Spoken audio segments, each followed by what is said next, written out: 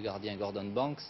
Chivers et Peters avaient joué 2 jours auparavant, avaient disputé un match de coupe avec leur club Tottenham. Et c'est peut-être ces attaquants qui ont manqué à la formation anglaise. Vous avez vu ici un très Ramseyer, Balmer, ici Francis Lee qui possède vraiment une technique assez remarquable. Belle talonnade de Francis Lee. Un centre de Hughes. Regardez cette tête de l'avant-centre Geoff Hurst qui retrouvait son poste d'avant-centre. Il remplaçait le terre. Tout comme Madley, un arrière offensif, un peu moins offensif tout de même que Cooper. Et en ce moment, et vous voyez à la 8e minute de jeu, un très joli but de Summerby. Peut-être une erreur du gardien qui était légèrement avancé. Nous allons revoir cette action. Summerby était bien placé. Une attaque qui se développe sur la gauche. Joli centre qui est détourné, regardez bien, par Chapuisat. C'est un grand joueur mais qui fait toujours une erreur par match. Et là il donne le ballon à Summerby qui lobe pratiquement le gardien. Et l'Angleterre, après 8 minutes de jeu menée,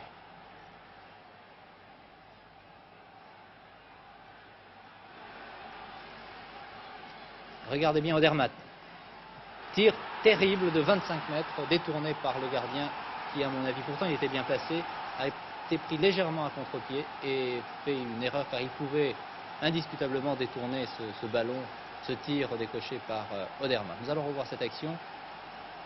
Odermatt, vous voyez, les défenseurs anglais reculent, ils laissent jouer Odermatt qui a le temps de placer son tir. Très puissant, certes.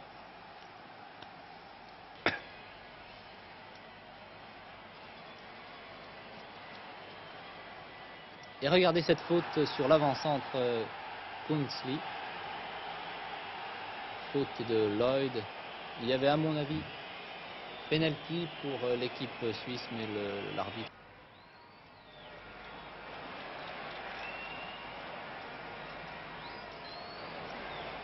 Regardez ces deux têtes de Hurst et le tir de Storey sur la barre transversale. Je crois que le gardien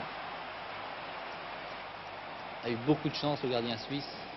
Nous revoyons, voilà la faute commise sur Kunsley dans la surface de réparation. Le gardien Chilton.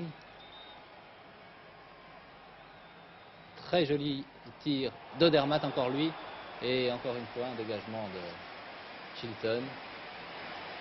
Il a failli être pris à contre-pied. Nous allons revoir ce tir d'Odermatt.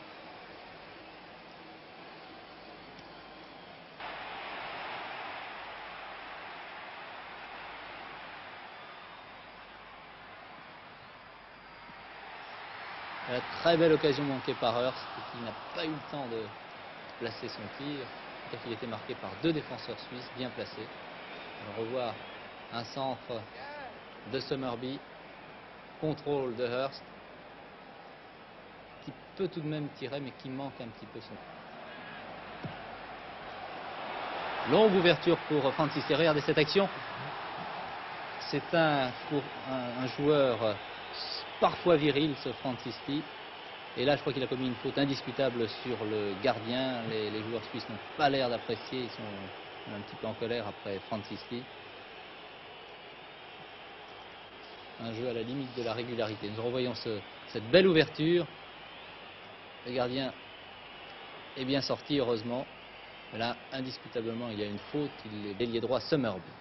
Mais autant vous le dire tout de suite, Chivers ne fera pas grand-chose. Il a été très très marqué. Et là, un très joli tir en pleine course de Francis Lee sur une ouverture de Hughes.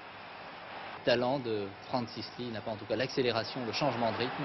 Et ici, une belle occasion, regardez bien, manquée par Mayer, qui lui aussi était entré en deuxième mi-temps, détourné par l'arrière droit Madley. Dans les buts vides, Mayer va être en possession du ballon après que le gardien Chilton ait repoussé du point. Il a le temps d'ajuster son tir, croisé, et Madley le détourne. Ah, incontestablement, les Anglais dominent, mais ils ne peuvent marquer. Très joli tir d'Alan Ball, arrêté par Prosperi, qui a fait vraiment très l'équipe anglaise. Francis Lee encore à la pointe du combat en position d'ailier gauche.